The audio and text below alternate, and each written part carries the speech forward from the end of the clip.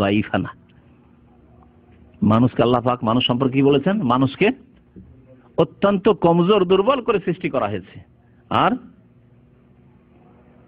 ফেরেশতাদের সম্পর্কে আল্লাহ বলেছেন যি কুওয়া, অত্যন্ত শক্তিশালী, অত্যন্ত শক্তিশালী। একজন ফেরেশতার পুরো শক্তি লাগবে না। একজন ফেরেশতার একটা ডানা দিয়ে সারা পৃথিবীতে ধাক্কা দিলে পৃথিবী চূর্ণ বিচূর্ণ হয়ে যাবে, সমুদ্রে পরিণত হবে। নবী করিম সাল্লাল্লাহু আলাইহি ওয়াসাল্লাম বলছেন যে আমার কাছে একবার হীরা পাহাড়ের পাশে, হীরার যে গুহা যেখানে নবী করিম সাল্লাল্লাহু আলাইহি ওয়াসাল্লাম নবুয়ত প্রাপ্ত হয়েছিলেন, সেখানে জিবরাইল আলাইহিস সালাতু সালাম আসল রূপে বিরাজমান হলেন। জালিসুন আলা কুরসিহি বাইনাস সামাই ওয়াল আরদ, আসমান জমিনের মাঝখানে তার আপন কুরসিতে কেদারায় বসে বিরাজমান হয়েছেন। ওয়াকাদ সাদ্দাল উফুক, আসমান জমিনের মাঝখানে কুরসি, আর এসেছেন জিবরাইল আলাইহিস সালাম।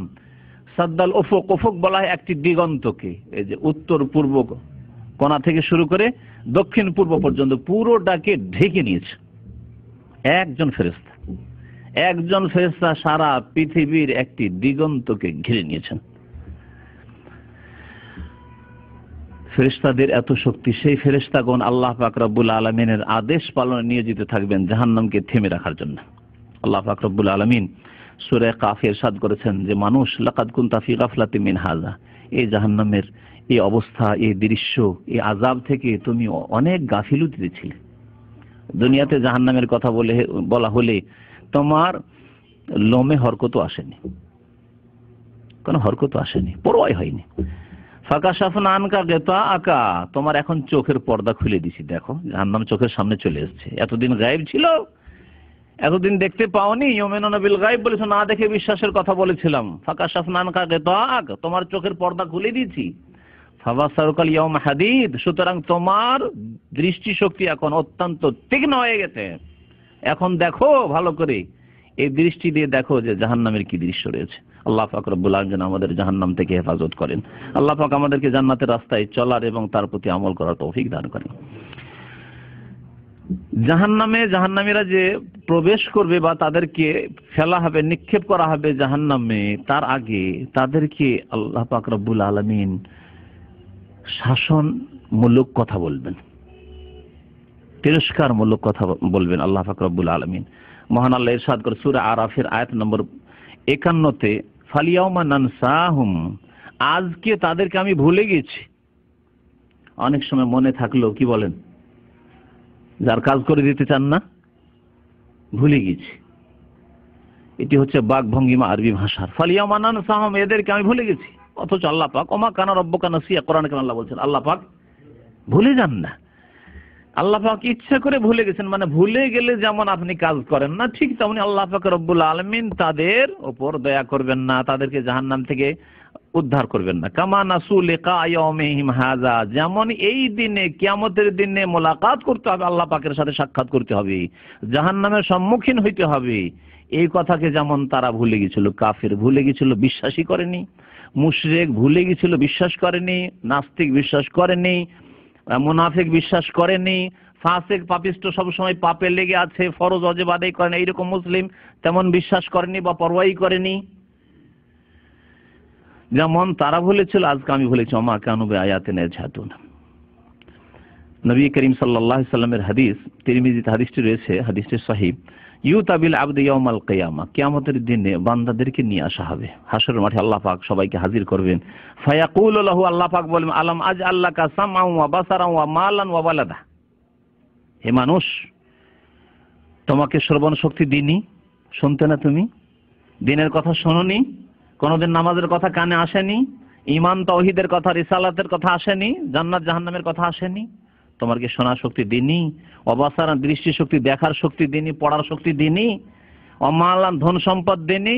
যে অভাব ছিল তাই আমি কিতাব একটা কিনতে পারিনি, অভাব ছিল তাই একটা ক্যাসেট আমি নিতে পারিনি, শুনতে পারিনি, অভাব ছিল পেটে খেতেই পেতাম না, সেই জন্য কিছুই করতে পারিনি। এমনকি ওয়ালাদান, এবং তোমাকে সন্তান সন্ততি, কোন নিয়ামত দিনি আমি, কি দিনি তোমাকে?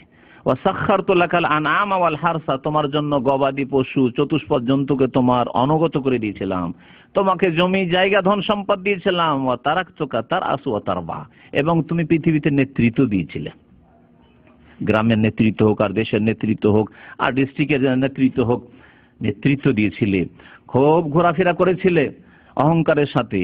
ফাকুনতা তাজুন্নু আন্নাকা মুলাকি ইয়াউমাকা হাযা, তোমার কি এই বিশ্বাস ছিল, তোমার কি এইরকম ধারণা ছিল যে এই দিনের সম্মুখীন হইতে হবে, কিয়ামতে হাজির হইতে হবে, আসতে হবে জবাব দেওয়ার জন্য?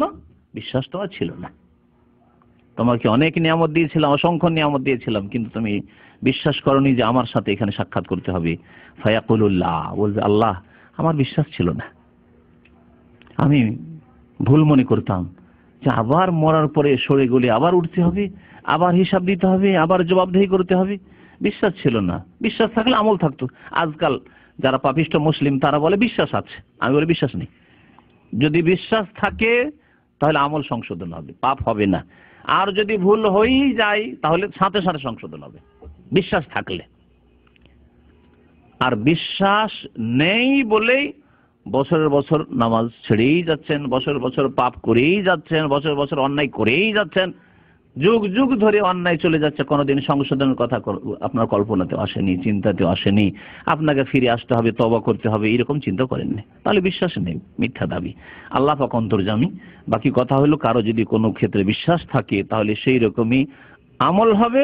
আর না হলে, যেমন হঠাৎ করে যদি আপনি ভুলে গিয়ে তারে যে বিদ্যুৎ থাকে খেয়াল নেই, ভুলে গিয়ে হাত দিয়েছেন বা হাত দিতে যাচ্ছিলেন, আর যেমনই হাত একেবারে কাছাকাছি নিয়ে গেছেন, তারপরে হঠাৎ মনে হয়ে গেছে, কি করবেন? হাত দেবেন না ফিরে আসবেন, সংশোধন করবেন? তাহলে ঠিক তেমনি কেউ যদি পাপের দিকে চলে যায়, শয়তান গোমরা করেছে, কিন্তু তার যদি বিশ্বাস থাকে যে আল্লাহর কাছে জবাব দিতে হবে, তাহলে ফিরে আসবে। পাপের সুযোগ পেলেও সেখান থেকে পালিয়ে আসবে, যেমন ইউসুফ আলাইহিস সালাম পালিয়েছিলেন সে রানীর বাড়ি থেকে, জুলেখার বাড়ি থেকে। নবী করিম সাল্লাল্লাহু আলাইহি ওয়াসাল্লাম বলছেন যে আল্লাহ পাক বলেন, ফায়াকুলু লাহু, আল্লাহ পাক বলবেন বান্দাদেরকে, ফালিয়াউমা আনসাকা মা নাসিতানি, যেমন তুমি আমাকে ভুলে গিয়েছিলে ঠিক তেমনি আজকে তোমাকে আমি ভুলে গেছি। জাহান্নামে প্রবেশ করার আগে, জাহান্নামে নিক্ষেপ করার আগে তাদের অভ্যর্থনা জানানো হবে, লাঞ্ছনাকর অভ্যর্থনা। লাঞ্ছনাকর অভ্যর্থনা, অভ্যর্থনা দুই রকম হয়, এক হচ্ছে সম্মানের অভ্যর্থনা, সেই ক্ষেত্রে ব্যবহার করে থাকেন সাধারণত, কিন্তু অনেক সময় অপমান করার জন্য অভ্যর্থনা হয়। তো আল্লাহ পাক রব্বুল আলামিনের পক্ষ থেকে, আল্লাহর ফেরেশতাদের পক্ষ থেকে লাঞ্ছনাকর অভ্যর্থনা জানানো হবে, ইস্তেকবাল করা হবে। আল্লাহ পাক ইরশাদ করেছেন সূরা জুমারের আয়াত নম্বর ৭২, ওয়াসিকাল্লাযীনা কাফারু ইলা জাহান্নামা যুমারা, কাফেরদেরকে জাহান্নামের দিকে দলে দলে তাড়িয়ে নিয়ে যাওয়া হবে, তাদেরকে হাঁকিয়ে নিয়ে যাওয়া হবে, তাড়িয়ে নিয়ে যাওয়া হবে, গরু ছাগলের মতো তাড়িয়ে নিয়ে যাওয়া হবে। হাত্তা ইযা জাউহা, যখন সেখানে আসবে, ফতিহাত আবওয়াবুহা, দরজা খোলা পাবে। এখানে আল্লাহ পাক কি বললেন? যখন আসবে ফতিহাত আবওয়াবুহা, দরজা খোলা পাবে। কিন্তু যখন জান্নাতীদের কথা ওই সূরায় আল্লাহ পাক রব্বুনা বলছে ওয়াসিকাল, তারপরের আয়াতে রয়েছে ওয়াসিকাল্লাযীনা তাকাউ রাব্বাহুম ইলাল জান্নাতি যুমারা, জান্নাতীদেরকে জান্নাতের দিকে নিয়ে যাওয়া হবে। হাত্তা ইযা জাউহা, জান্নাতের কাছাকাছি যখন আসবে দাখিল হওয়ার জন্য, তখন ওখানে ফতিহাত বলা হয়নি, ওয়া ফতিহাত বলা হয়েছে, ওয়াও বাড়ানো হয়েছে। এখানে ওয়াও নেই, সেখানে ওয়াও কেন আছে? তাফসীর কারগণ এর রহস্যে বলেছেন যে জান্নাতের দরজা বন্ধ থাকবে, যখন আসবে জান্নাতের দরজার কাছে চলে, জান্নাতের দরজা বন্ধ আছে, তারপরে যখন খোলার অনুমতি হবে তারপর খোলা হবে জান্নাতীদের জন্য, সেজন্য ওয়া এবং বলা হয়েছে। এবং ফতিহাত আবওয়াবুহা, জান্নাতের দরজাগুলি খোলা হবে। যদি কোনো জিনিসের দিকে আগ্রহ থাকে আর খোলা না থাকে তাহলে তার মূল্য আপনার কাছে বেশি, ঠিক না? বুঝেন না এটা? এই জন্য পর্দানাসীন মেয়েদের দিকে, যেই দেশে পর্দা আছে সেই দেশে নারীদের দিকে আকর্ষণ বেশি আছে, আকর্ষণ বেশি আছে। কি আছে? কালো কাপড়ের নিচে আছে বাকি দেখার আগ্রহ, পৌঁছার আগ্রহ সেখানে। কিন্তু যেখানে খোলামেলা স্কুল, কলেজ, ইউনিভার্সিটি, হাসপাতাল সমস্ত ক্ষেত্রে, অফিস আদালত, যেখানে কল কারখানা গার্মেন্ট, সমস্ত জায়গা অবাধ মেলামেশা।